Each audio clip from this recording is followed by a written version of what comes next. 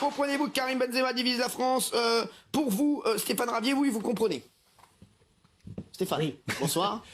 Oui, moi je suis pas. Oui, bonsoir. Je suis pas venu ici pour contester les talents footballeurs de Karim Benzema. Tout le monde le reconnaît.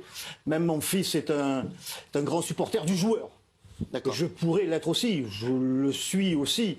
Mais en tant que responsable politique, moi je m'intéresse à l'homme, à celui qui déclare par exemple que sur le plan sportif c'est la France. Ouais. Sans doute ce qui lui a permis d'être devenu ce qu'il est aujourd'hui, une véritable pépite, c'est grâce à la France qu'il est devenu ce qu'il est. Et ce que je constate, c'est qu'il n'a pas... Et que son cœur, lui, est en Algérie. C'est ce qu'il a déclaré. Donc... le problème, c'est que son cœur est en Algérie et que ses intérêts, manifestement, sont en France ou en Europe ou en Espagne. Et ça, je le regrette, parce que si son cœur est en Algérie, alors il doit suivre son cœur. Le cœur a ses raisons que la raison ignore. Eh bien, le cœur a toujours raison. Et si son cœur est en Algérie, moi, je l'invite à être cohérent et à jouer pour l'équipe nationale algérienne. Ah, c'est ça, être cohérent.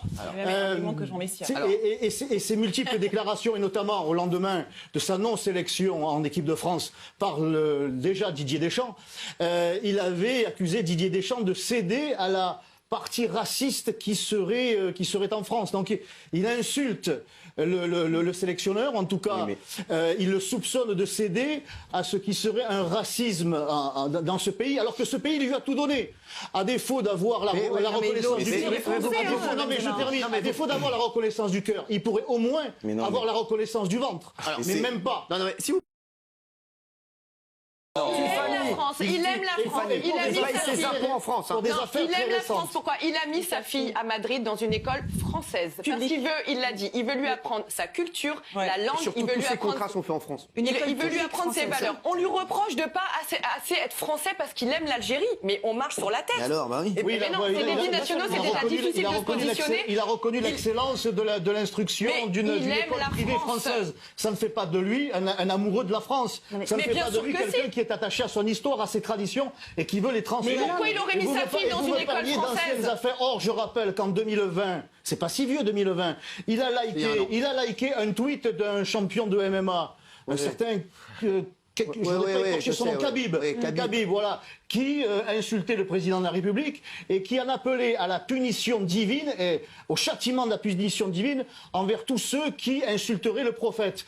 Je laisse à ce monsieur la responsabilité de son tweet. Mais Karim Benzema a liké ce tweet et il n'a pas retiré ce like. C'est aussi une manière de se séparer de la France. Parce que c'est pas notre culture, ça, chère madame. Ce n'est pas notre culture. C'est ça la réalité encore actuelle de Karim Benzema. Et donc, je me permets de... Il y a un dialogue, il y a une réconciliation. Vous ne trouvez pas que c'est plutôt un bon signe, justement, pour tout le monde? Pour l'instant, je ne vois la main tendue que de celle de Didier Deschamps. Vous ne savez pas? Vous savez pas ce qui s'est passé? Vous savez pas? Il retire ce like de ce fameux tweet immonde. Peut-être qu'il s'est excusé, vous n'en savez rien. Je demande à Karim Benzema de s'excuser auprès d'Olivier Giroud, qu'il a insulté. Je demande à Karim Benzema de s'excuser auprès des Français qu'il a insultés en les qualifiant de racistes. Je demande à Karim Benzema de s'excuser pour avoir été l'entremetteur entre des voyous lyonnais et Mathieu Valbuena dans cette affaire de la sextape. Je lui demande de s'excuser. Il est présumé innocent, monsieur. Il est présumé innocent. Je suis magnanime, je suis prêt à pardonner à partir du moment où on me demande pardon et où on s'excuse. Applaudit Michel. Oui, mais en plus, c'est pas une revue à l'hymne, c'est pas une revue, un match de foot, c'est pas une revue militaire. Donc, pour quelle raison? Mais c'est un hymne national. Et alors, c'est un match de football, il y aura un jeu, il y aura un spectacle, c'est quelque chose de divertissant. Il ne faut pas le canaliser dans quelque chose d'ultra sérieux et ultra dramatique. Que l'on doit transmettre, comme l'hymne au hasard, comme l'hymne algérien. C'est un chant guerrier et qui appelle à la haine de la France. La France est citée dans l'hymne national algérien. Personne n'en fait le grief aux Algériens. C'est un hymne national, ça fait partie de notre histoire qu'on doit transmettre. Et là, par exemple, ça n'appelle pas la haine. Qu'est-ce que vous répondez, monsieur, à Platini? Je le regrette qu'il n'ait pas chanté l'hymne national. Ah, c'est tout là, vous regrettez. Je le regrette aussi pour Benzema. La différence entre les deux, c'est que si Michel Platini ne le chantait pas, il restait, je dirais, stoïque, concentré. Moi, j'ai vu Karim Benzema avec, comment s'appelle-t-il ce Marseillais déjà, se fendre la poire. rigoler pendant l'hymne national, cracher après l'hymne national. Non, alors ça, on a déjà dit que c'était faux. Après l'hymne national. On a dit que c'était faux, ça. Je vois un Karim Benzema qui se fout de l'hymne national. Pas qui se met en retrait, mais qui se moque de notre hymne national, qui quelque part le rejette. Et ça, plus ça. Karim Benzema a peut-être oublié qu'au-delà d'être un sportif, il est devenu une star internationale. Des millions de jeunes et de jeunes Français le vénèrent. Et justement, et lorsqu'il s'exprime par tweet ou par des déclarations, il influence la jeunesse française. Il a fait un tweet aujourd'hui où il a dit qu'il était fier d'intégrer l'équipe. Et aujourd'hui, sa responsabilité, elle est entachée par des déclarations qui fracturent. Regardez là-haut. Qui fracturent. Je vous dis, vous êtes que sur...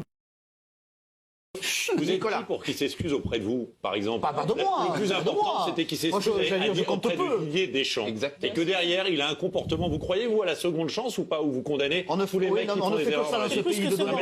Il y a des successions de chances. Vous condamnez tout le monde. Et qui font que des jeunes ne changent jamais d'attitude. Mais ça, c'est encore un autre problème. Un mec qui fait un délit demain, vous ne lui donnez pas de seconde chance. Moi, ce que je vois, monsieur, c'est que monsieur Benzema cumule les déclarations les plus condamnables ou au moins critiquables. Ce n'est pas simplement l'affaire de l'hymne national qu'il ne chante pas, c'est le fait qu'il rigole pendant l'hymne national, c'est le fait qu'il d'abominable, c'est le fait qu'il qualifie les Français de racistes, c'est le fait qu'ils disent « moi mon cœur, il est en Algérie, pas en France ». C'est une succession. Un point c'est un point, 2 points c'est une ligne.